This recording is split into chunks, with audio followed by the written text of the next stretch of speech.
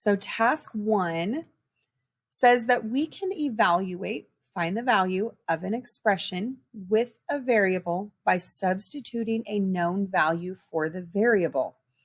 So when you're buying rugs, they'll oftentimes come in different widths. And so if it's 6 feet long, you can buy one that is 6 feet long by 2 feet wide, by 3 feet wide, by 5 feet wide. So this W can change depending on what size of rug you want. So if we were finding the area of this rug, we would be doing 6 times W, and we do not want to write it XW. That is going to make it look like we have 2 variables here. So remember that coefficient when we're multiplying is just 6 groups of W. Length times width will tell us our area. So it is going to give us our measurements now.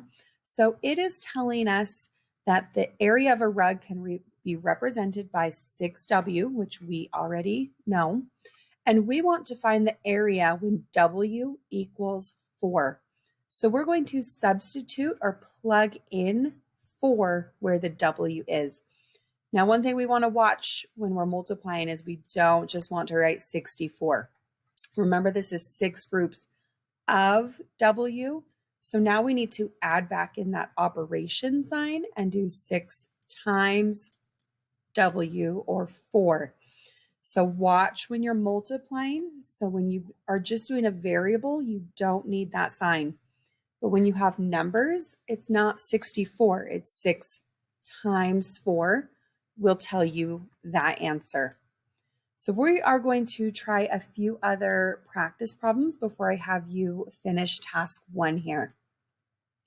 So we have 24 groups of G, 24 times G, when G equals 1/6.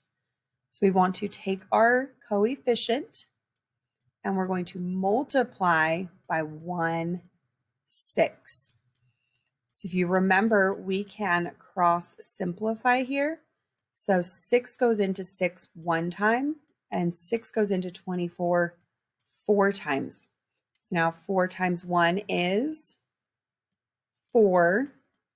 1 times 1 is 1. So go ahead and see if you can finish that problem. So that problem ends up being 4. When I have 1/6 of 24, the answer is 4. Let's try another one here.